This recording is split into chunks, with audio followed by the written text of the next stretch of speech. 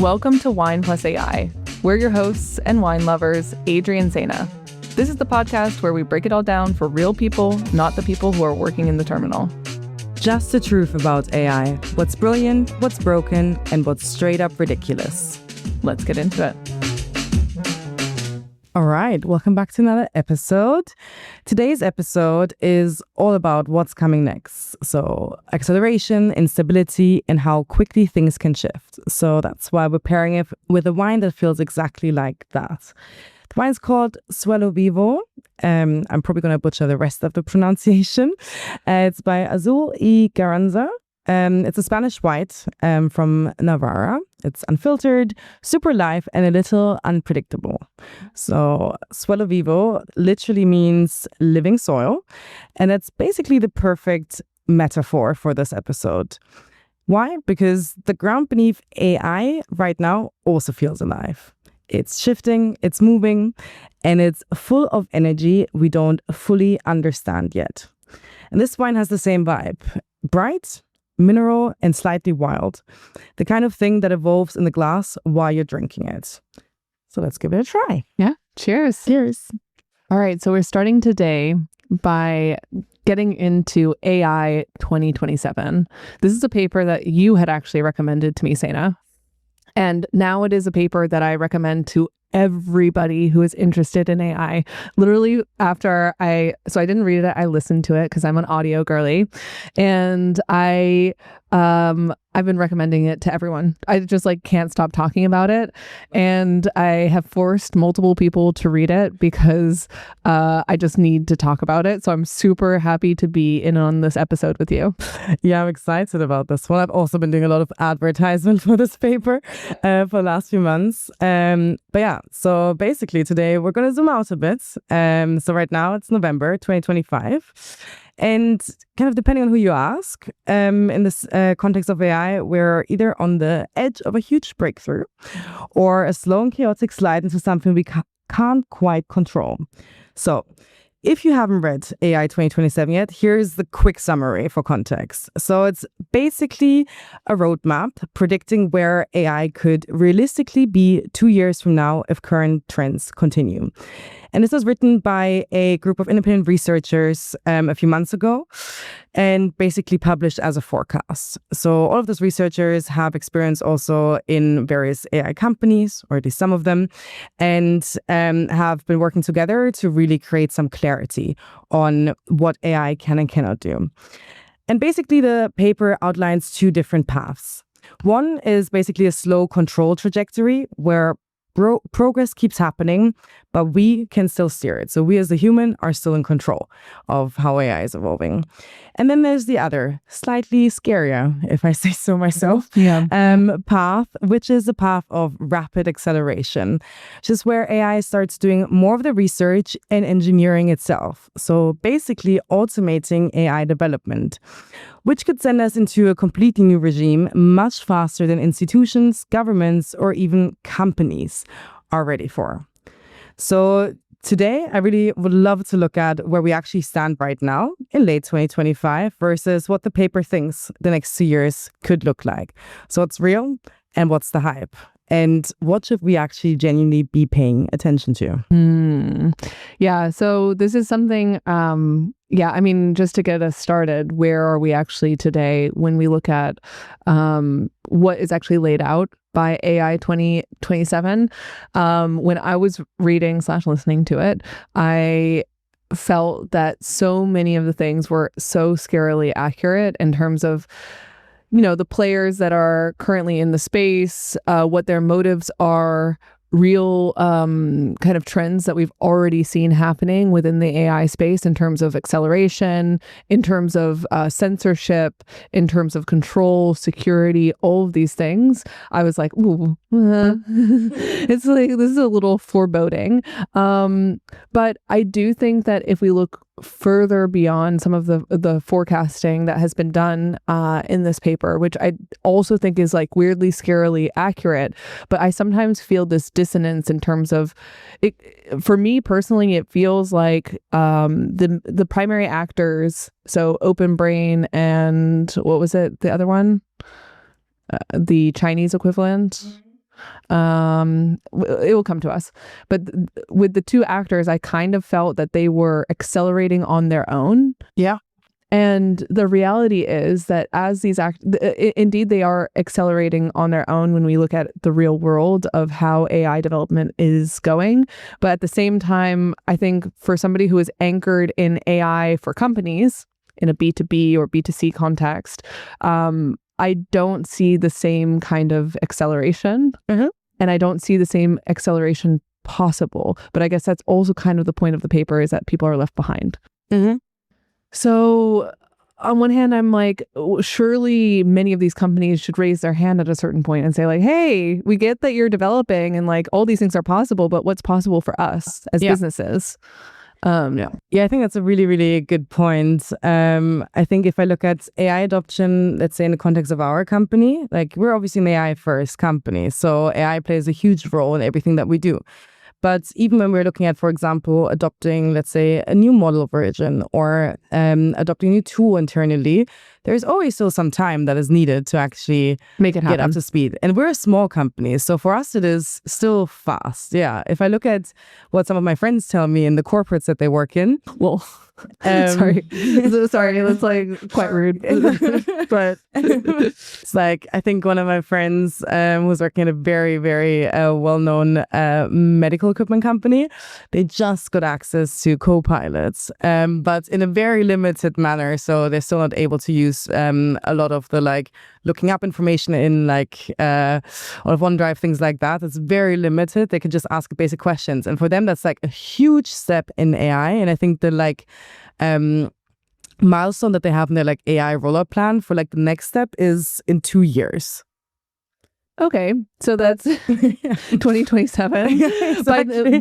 By the predictions in this paper, we will be in a much different situation, exactly. And they will only be just getting up to speed with maybe implementing 1 or 2 tools in AI in their company at that point.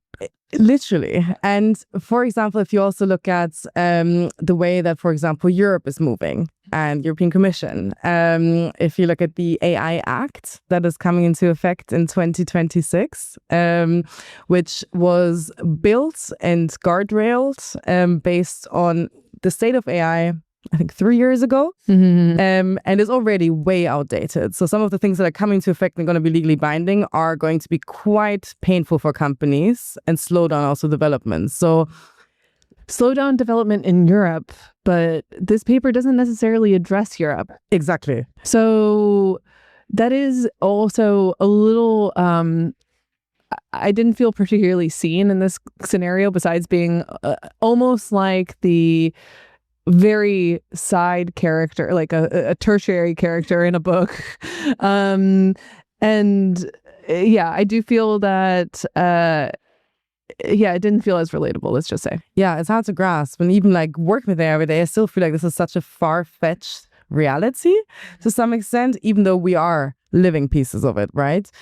But if we look a bit deeper at what AI 2027 actually expects to happen, or what the kind of big claims are, because there's quite a few bold ones in there. The really big one is by the end of 2027, AI systems will be doing the major chunk of AI research themselves. So that means AI is writing code, testing it, generating experiments, improving models, and contributing to its own acceleration. And that's basically where things could start kind of tipping. Yeah. Exactly. Yeah. Because the feedback loop is with itself rather than with a human in the loop, for example. And if you had to bet right now, looking at how things are going right now from your perspective, what are we inching towards to? The stable path or the messy? I think we're going towards the messy path. However, I do have a feeling that when we get to that, I hope that, and I'm also maybe a bit of an AI pessimist myself, but I do hope that when we get to that point where humans are burning out, trying to keep up with the developments that AI is making on its own bequest, I do hope that we do kind of raise our hands and say like, hey, listen, we do need a human in the loop. at the expense of progress. And that's what I did feel throughout when you get to the later stages of this kind of rapid acceleration, is I do feel that they assume that all actors involved will be incentivized as well to prioritize progress overall, because AI is not just a technology that helps businesses and helps individuals, but is actually a political weapon and potentially a military weapon. Yes. And that is where I feel like things get very complicated. And again, being rooted in, a AI company that is B2B for customer support, I do feel kind of more rooted in like, no, it's a tool. It's to help businesses. I'm not thinking about a military grade weapon over here, but it is. It could be. Yeah. And it has applications. So that's what on some level, I'm a little afraid of what I don't know in this scenario, where I see all these kind of incentives to progress at all costs. And I don't really know what's pushing that, and I can't really foresee what's pushing that, and that's what's a bit troubling on my end. Yeah, it's interesting that you're pointing out the potential weaponization of AI, because, for example, like in the UAE, the MGX facilities, you have in the US, obviously, a whole lot of AI facilities, and also in Japan, they're currently constructing their national compute grid quite a bit. And so companies are all racing to kind of make that step forward first. And there's a few countries who have basically called these programs, initiatives, AI weapons programs, usually without using those exact words, but by describing it. And someone in the US Senate actually said, compute is the new oil, which is quite a big statement in that context. So with these compute races, do you feel like they are looking more like innovation or geopolitical panic? Both. I would say both. With every arms race, there's a lot of progress that then, of course, comes out from this. But at the same time, it does generate quite a lot of panic. If I thought I was panicked about climate change, a few months ago, now I'm definitely more panicked about this. Yeah. And I just feel like as a millennial, I'm not sure how much more existential dread and panic I can add to my roster, if I'm very honest. I'm just trying to make sense of all of this and look at the issue is, and maybe I'm not looking in the right places, but I don't feel like this is the kind of language that's grabbing headlines quite yet. We're talking, I read the New York Times almost every day. And that's just one outlet, but they're definitely not talking about AI development in terms of, almost like an arms race. Nobody's talking about it quite yet, but that could change. And I think that's what it's also proposing, that it will change. On the other hand, I'm not sure how much of this will actually be shared on a public level because of the public good that AI has already proven and continues to prove that it's good for.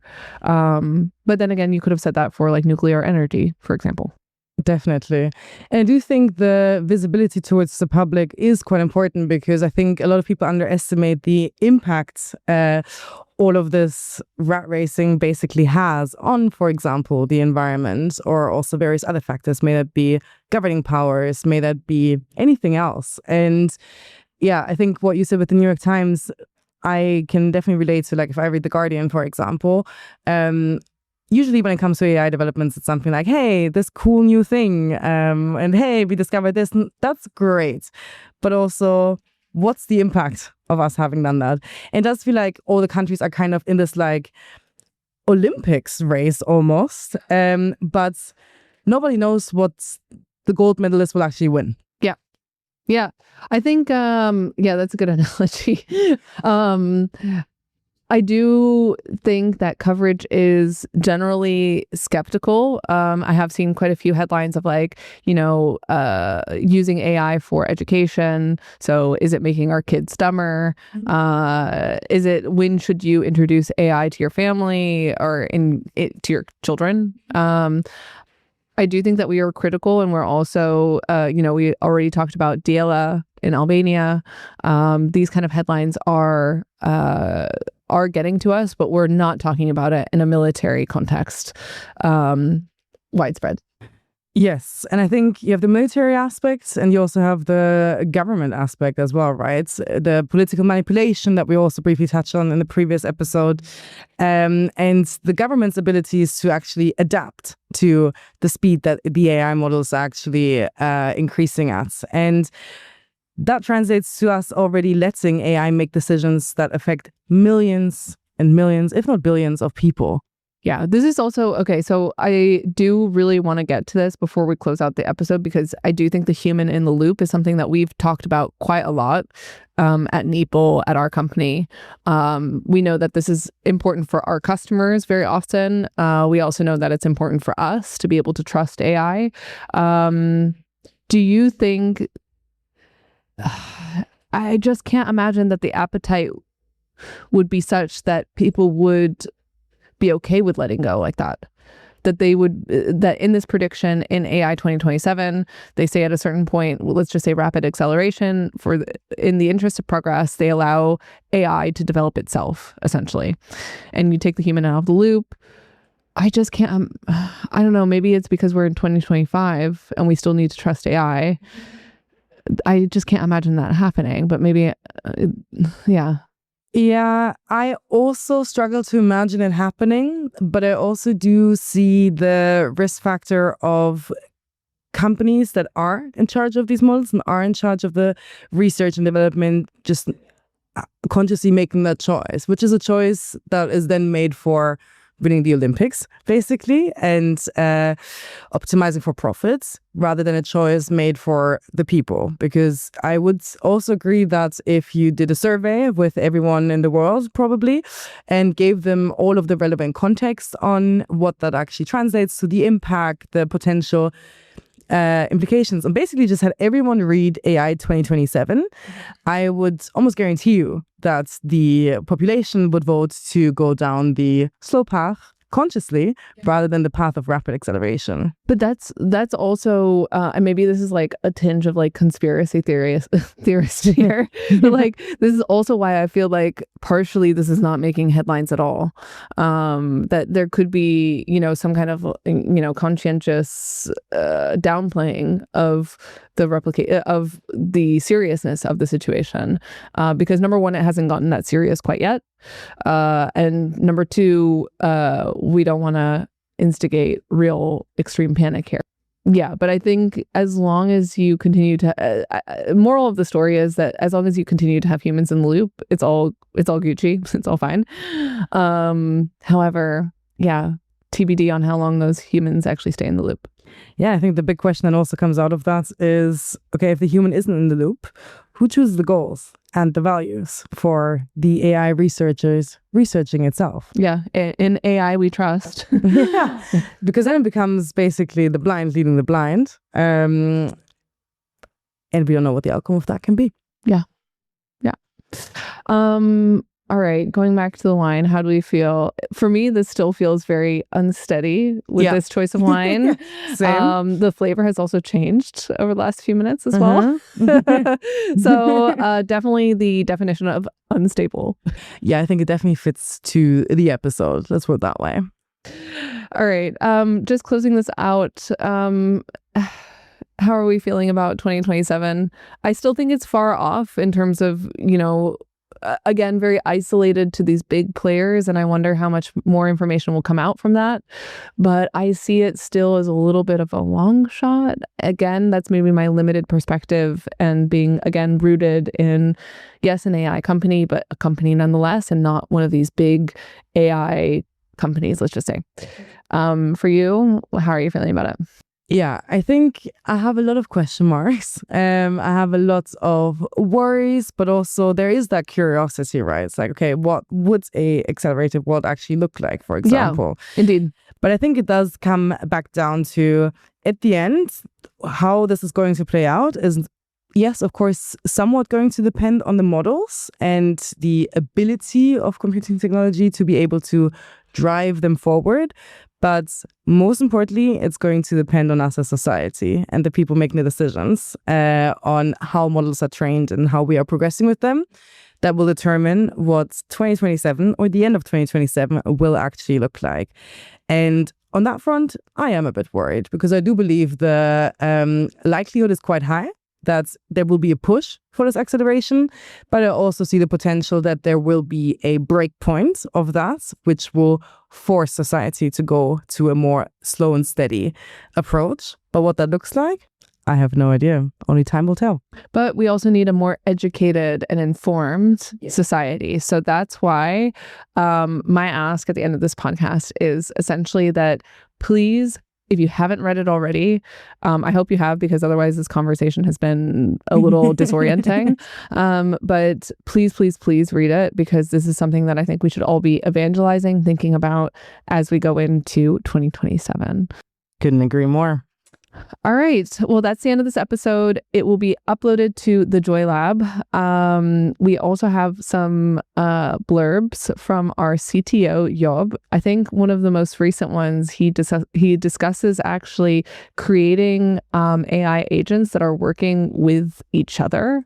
So again, not taking the human out of the loop, but definitely going to the next stage of using AI to develop AI. And holy moly, it's weird.